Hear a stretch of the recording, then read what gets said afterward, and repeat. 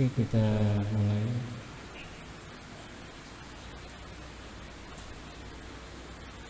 Nah, ini kita akuisisi sinyal dinamis dengan memanfaatkan soundcard dari laptop.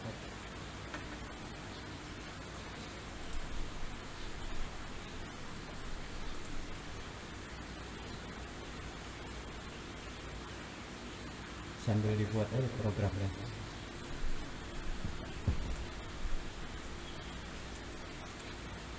Ini kita create project.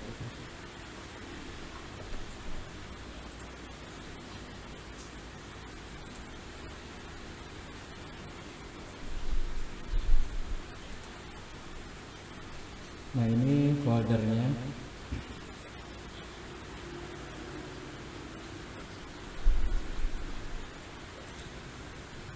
Simpan di folder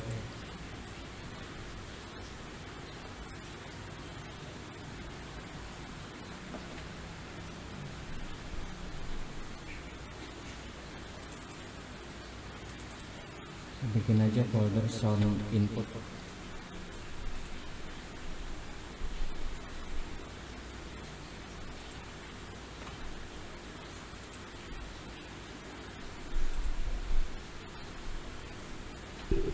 Nama projectnya sound input.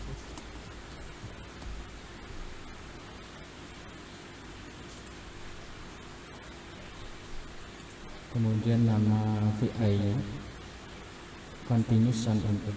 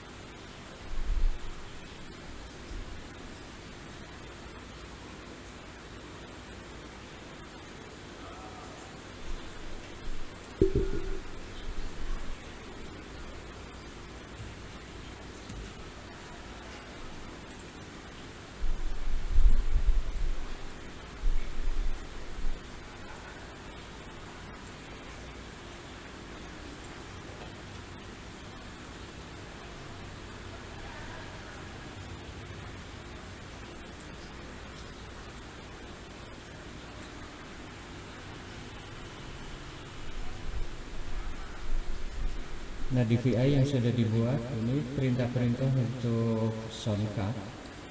Jadi sebetulnya laptop ini bisa kita gunakan untuk akuisisi sinyal. Dia punya dua channel, R dan L, right dan left. Ini dua channel, 16 bit kalau di komputer saya ini. Kemudian ini adalah frekuensi sampling 22050 Hz.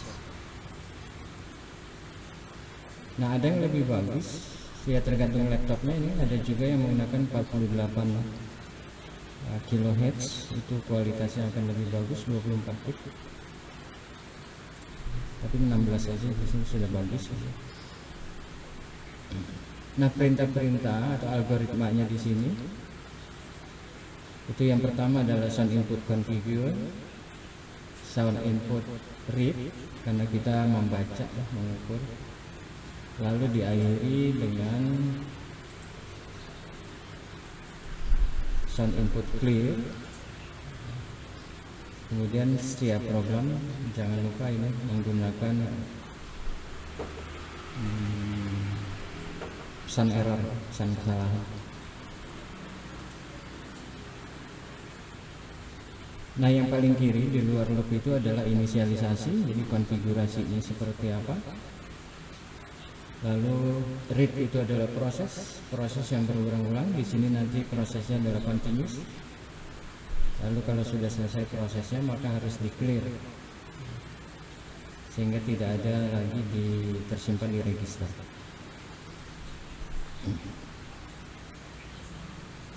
Nah, fungsi-fungsi ini adanya di maka klik kanan di blok diagram, lalu di situ ada grafik sound.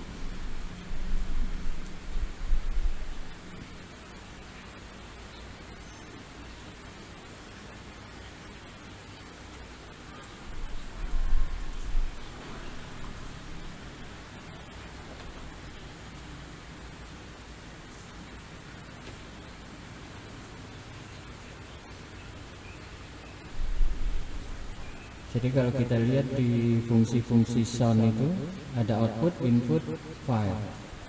Kita bisa juga membaca file. Live view defaultnya adalah WAV file ini. Kemudian di situ ada input. Fungsi-fungsinya ada konfigurasi, start. Yang biru ini acquire ini ExpressVI. Jadi kita tidak menggunakan ExpressVI tapi menggunakan low level programming. Jadi ada configure, start, read, stop, clear. Nah, di dalam algoritma yang akan saya jelaskan ini kita tidak menggunakan start dan stop. Jadi yang kita gunakan adalah configure, clear.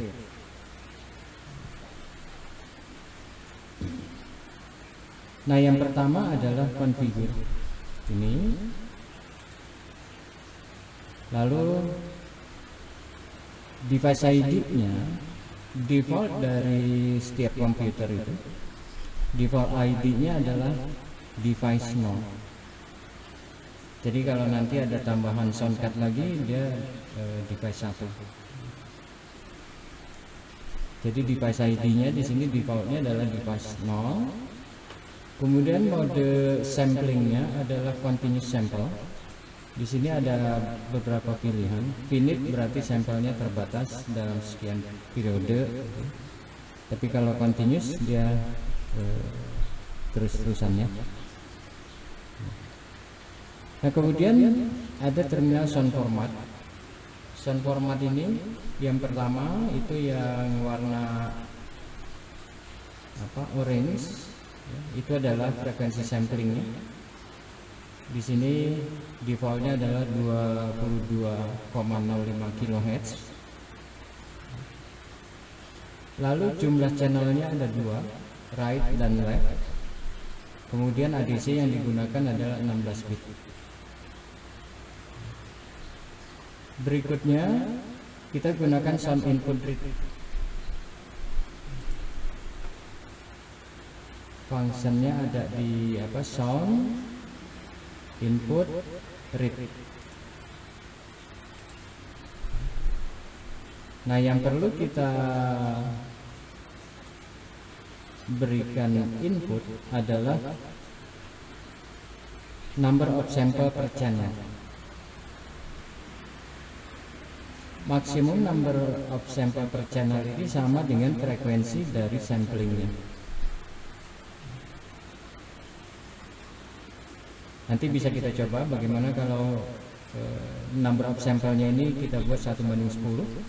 Jadi kalau frekuensi samplingnya 22 kHz, maka number of sampelnya bagi 10 saja, ini 2205. Nanti hasilnya seperti apa. Kemudian karena dia ada 2 channel, output dari sound input read terdiri dari 2 sinyal dinamis, yaitu sinyal R dan sinyal L, right dan left. Nah, untuk memisahkan kedua sinyal ini kita gunakan index array, di mana index 0 adalah sinyal untuk channel R, sedangkan index 1-nya adalah sinyal untuk channel L.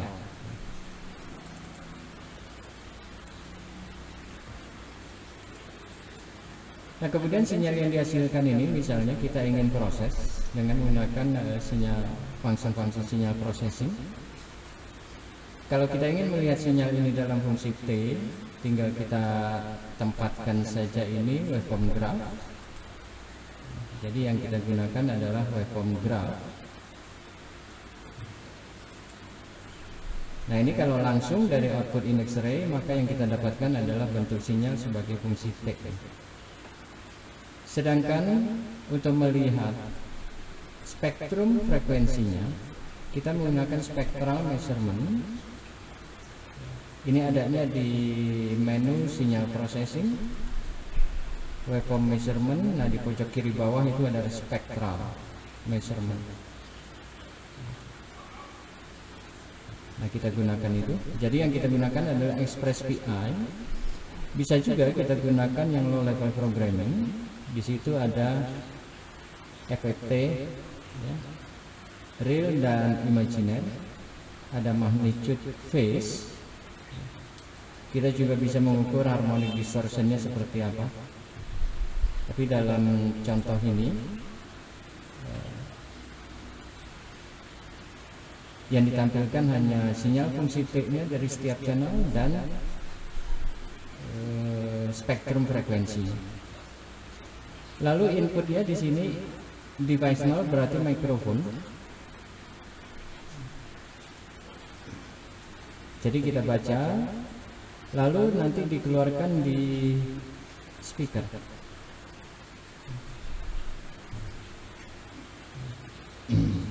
Kemudian ya karena ini ini bisa dikeluarkan di speaker, nanti fungsinya ada di sound output.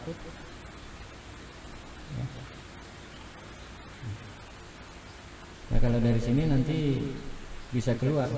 Kalau di laptop itu atau komputer ada sound output, ada sound input mikrofon, dan biasanya yang kalau di komputer saya ini Realtek speaker.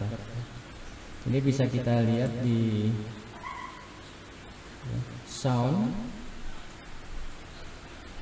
ini. Nah kebetulan kalau di sini saya mengesetnya digital output. Jadi karena ke displaynya menggunakan wireless, nama TV-nya Endang Wijaya di sini. Jadi keluarnya ke sini.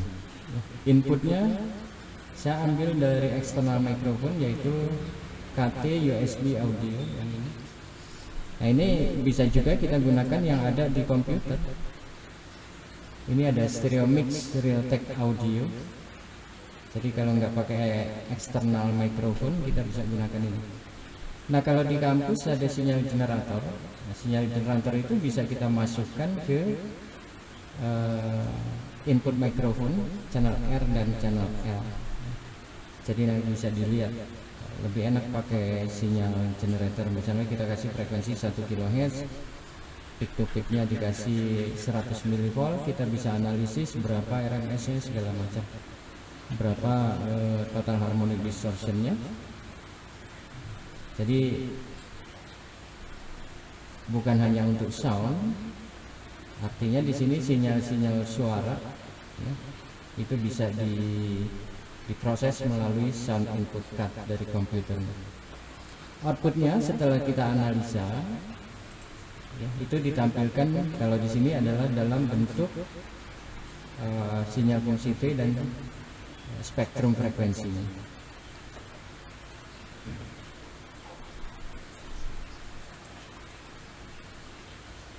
Nah jadi data akuisisinya seperti ini. Ini kalau sudah di set all, ini kalau saya running bisa dilihat di front panel. Nah ini cek ya, bisa kelihatan ini kalau saya bicara di channel L dan channel R itu akan keluar sinyalnya seperti ini. Nah ini lambat ya per detik. Nah sekarang bagaimana kita coba number of sampelnya kita kurangi. Saya off dulu, lalu ini saya kasih 2205. Jadi 1:10. 1, 2, 3. Nah ini kelihatan real time. 1, 2, 3. 1, 1, 2, 3. Tes. Kalau saya bicara agak jauh levelnya, ini yang kita gunakan untuk pengukuran spektral adalah peak, amplitude peaknya 1, 2, 3, kemudian skalanya linear. Bisa juga kita buat dalam bentuk desibel. Ini kita double klik saja di spectral measurement ini, lalu kita ganti dengan desibel. Oke. Nah, apa bedanya? Bisa kita lihat di sini. Tes 1, 2, 3. Nah, ini saya buat dulu auto scale. Cek 1, 2, 3. Jadi yang ini dalam bentuk desibel. Jadi satuannya dalam dB. Saya kembalikan lagi ini ke linear. Oke. Jangan lupa save all, run. 1, 2, 3, cek 1, 2, 3. Jadi bisa kita lihat di sini bahwa kita bisa memanfaatkan sound input dari komputer atau laptop ini sebagai data akuisisi sinyal. Kalau di LabVIEW dikenal dengan dynamic data. Jadi kita bisa mengukur frekuensinya berapa saja. Ada komponen-komponen frekuensinya bisa dilihat di sini di spektrum frekuensinya. Ya, kalau saya nadanya agak tinggi, di sini nanti frekuensinya bergeser. Jadi seperti itu. Kalau saya nadanya agak rendah, ya, jadi bisa kita lihat di sini. Nah, ini satu sampel. Ya. Bagaimana kita memanfaatkan sound input card dari komputer sebagai dynamic data acquisition. Jadi kita ingin mengetahui bagaimana kualitas sinyal input yang masuk, bisa saja dari mikrofon. Kita bisa ukur S2N nya juga, sinyal to noise ratio nya, SNR. Jadi kalau untuk yang terpenting adalah ini, kalau kita sudah bisa melakukan dynamic data acquisition, maka prosesnya tinggal menggunakan function-function yang ada di sinyal processing. Contohnya di waveform measurement itu kita bisa mengukur harmonic distortionnya, atau kita mau ekstrak tone-nya.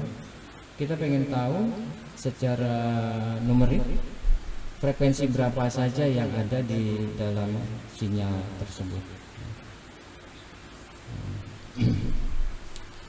Jadi seperti itu.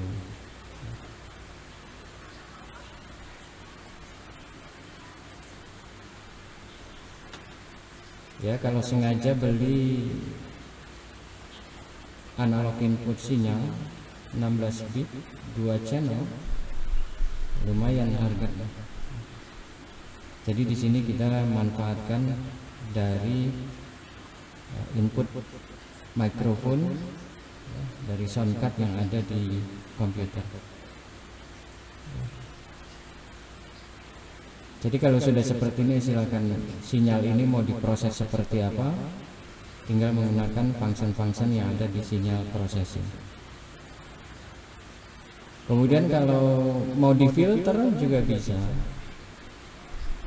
Jadi kalau frekuensi suara manusia itu yang paling jelas adalah di antara 3400 sampai 4000 Hz.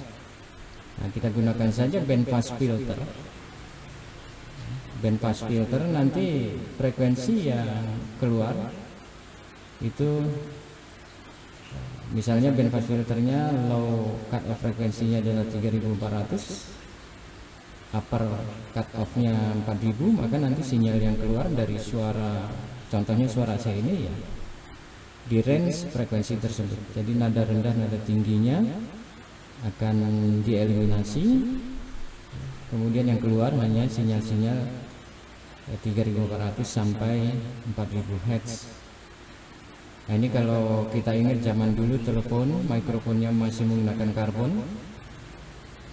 Kalau sekarang kan mikrofonnya full range karena teknologi sound prosesornya itu sudah canggih, sehingga nada rendah sampai nada tinggi bisa di cover.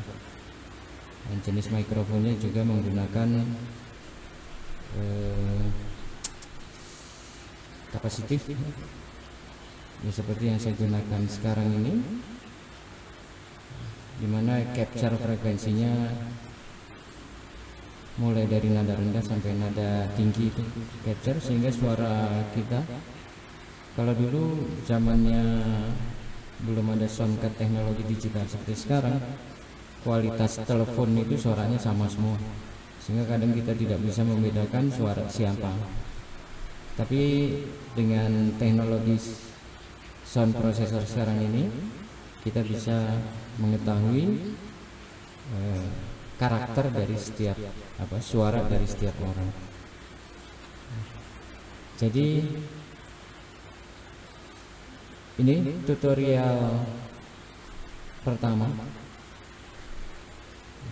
silakan dikembangkan untuk berbagai macam aplikasi di dunia nyata dengan memanfaatkan soundcard yang ada di laptop atau komputer. Terima kasih, mudah-mudahan bermanfaat. Jika ada yang mau didiskusikan, silakan masukkan nanti di kolom komentar, atau saudara bisa floor di Live Team Indonesia Facebook, atau saudara bisa email ke email saya saiwijaya@gmail.com. Terima kasih, sampai ketemu lagi di tutorial berikutnya, semoga bermanfaat.